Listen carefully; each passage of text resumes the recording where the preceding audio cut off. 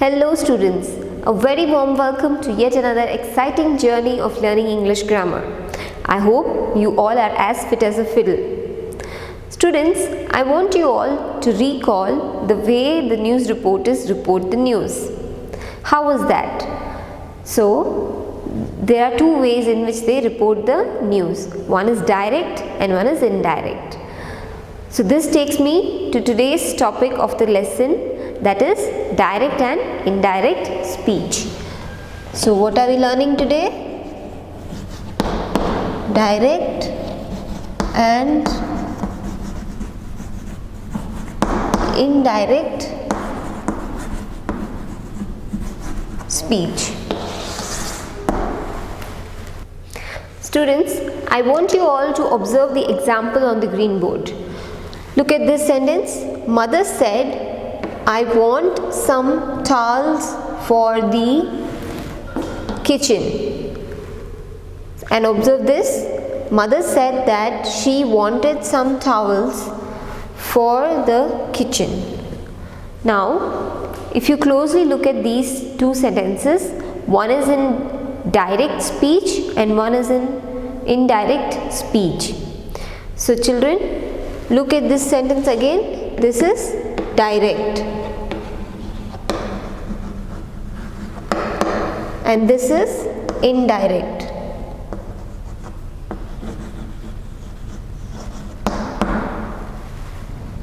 So what is direct speech? Direct speech means when the speaker reports or speaks the words as they have been spoken by the other person. So the words are written as is. Again I repeat, it is written as is, as spoken by some other person. So that is direct speech. Here, see, mother said. There you can see two parts. One is the reporting verb part and this is the actual sentence spoken. So that is, I want some towels for the kitchen. And then the indirect speech, where you are changing this into indirect format or indirect speech, where there are no words as is written. Okay. So see, mother said that she wanted some towels for the kitchen. So students, I repeat again, it says a sentence that tells us the exact words of the speaker is said to be direct speech, right? And then a sentence where one reports what the speaker has said is said to be indirect speech or reported speech. So students, in the process of changing or transforming the direct speech to indirect speech, there are several changes that occur in the sentence. So let's learn about them one by one. But before that, I would like to list all the changes for you. First change is the change in punctuation. The second one is that the word that is used while we are changing or transforming the direct to indirect speech. Then changes in reporting verbs, changes in the tenses, changes in pronouns, changes in modal auxiliaries, and then finally the last change is the changes in the position and time words. So students, let's look at the first change, that is changes in the punctuation. Now look at this example here. Manya said she is hungry. So in this first sentence, what do you observe? There are a lot of punctuation marks used, like a comma and then inverted commas, right? So now when we change or transform this direct speech to indirect speech, we will exclude or remove the comma and the inverted commas. Look at the example. Manya said that she was hungry, right? Now there is no comma, there is no inverted commas. Again, look at the next example. He said, I am unwell. So he said that he was unwell. So here also if you see, there is no usage of inverted commas or the comma, right? Now the second change is using that. Again observe these sentences. Manya said she is hungry. Manya said that. This is the word that is used. Sometimes you can also exclude these usage of this that, right? Sometimes you can exclude. Manya said she was hungry. You can also write this way. You can also write this way. That is, Manya said that she was hungry. So that could also be excluded from the indirect speech. So kids, I hope you understood both the changes. Here changes in punctuation and then using that. Students, the next change is changes in the reporting verbs. So here when we change a sentence from direct speech to indirect speech, we use reporting verbs that take into account not only what is being said but also how it is being said. For example, look at this one. The teacher said to her students, keep quiet. The teacher ordered her students to keep quiet. So here if you see, the word ordered indicates how the speaker is speaking or saying these words. Then look at the next example. Mother told us, revise your lessons thoroughly before the test. Mother advised us to revise our lessons thoroughly before the test. So the word advised here, it suggests the speaker is giving an advice.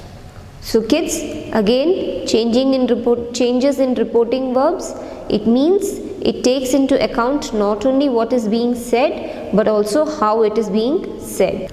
Students, the next change is the changes in the tenses.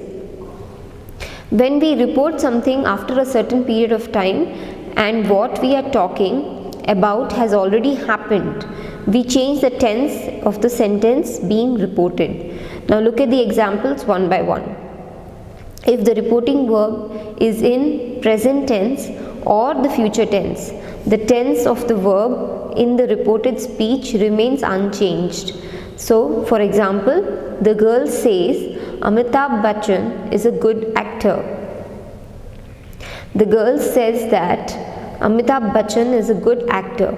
So here it is in simple, the reporting verb. Here it is in simple present tense. So it changes, or you can say that there is no change that has occurred. The word is taken as is. So here again the girl says that Amitabh Bachchan is a good actor. Look at the next one. Mother will say the children have become disciplined. Mother will say that the children have become disciplined. So here if you see, the reporting verb has no change. So it is written as it is there in the direct speech. So students, the next change is the simple present is changed into the simple past. So whatever has been spoken is if it is in simple present, then it will be changed into simple past. So look at the example. The boy told his teacher, I am tired. The boy told his teacher that he was tired. So I am tired is in simple present tense. He was tired is simple past. So the first change is the simple present will be changed into simple past. The next one, the present continuous is changed into the past continuous. For example, Lippy said, my mother is making strawberry jam. Lippy said that her mother was making strawberry jam. So is making, that is present continuous, is making, this is present continuous, is changed to past continuous, that is was making. Then we'll move on to the next change. The present perfect becomes the past perfect. For example, Kajal said, I have completed my homework.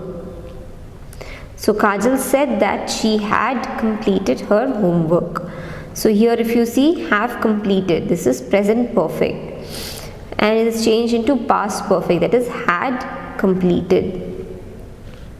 Next, the simple past sometimes remains unchanged and sometimes it is changed into past perfect. Now look at this example. Payal said, I had a wonderful dream last night. So this is past. Payal said that she had a wonderful dream the previous night. So here if you observe, had, yes. So here it says sometimes it remains unchanged. So the past is not, the simple past has remained unchanged, and sometimes it is changed into past perfect. So past perfect is this, had a wonderful dream. Next, look at the next example. Lokesh said, I bought a bell from Holland. Lokesh said that he had bought a bell from Holland. The last change, if you see, the past perfect does not change. For example, Rekha said he had done this before. Rekha said that he had done that before. So the change is had done, had done. There is no change. So only change that you can see is that before, this before. So Rosie said, this is the next example, Rita had expected to win the trophy. Rosie said that Rita had expected to win the trophy. So there is no change in the past perfect. Children, the next change is the changes in pronouns. Now look at this. Pronouns and possessive adjectives in the direct speech are changed wherever necessary. So if you observe this, the pronouns and possessive adjectives of the first person are changed according to the subject of the reporting verb. So here, for example, he said, I will treat my students to ice cream. He said that he would treat his students to ice cream. So it is according to the first person, I will change to he, my students will change to his students. Look at the next example. Pronouns and possessive adjectives of the second person are changed according to the object of the reporting verb. So here the object of the reporting verb should be considered. So now look at the example here. The teacher said, your parents are waiting for you. The teacher said that my parents, so your is going to change to my parents, were waiting for me. So here the teacher is talking to the boy is reporting again what the teacher said. So the teacher said that my parents were waiting for me. Next, pronouns and possessive adjectives of the third person remain unchanged. So here see, there is no change. For example, the tutor said she will do her work sincerely. The tutor said that she would do her work sincerely. So here if you observe, there is no change. Now children, look at the next change. If the person addressed reports the speech himself or herself, then the second person is changed into first person.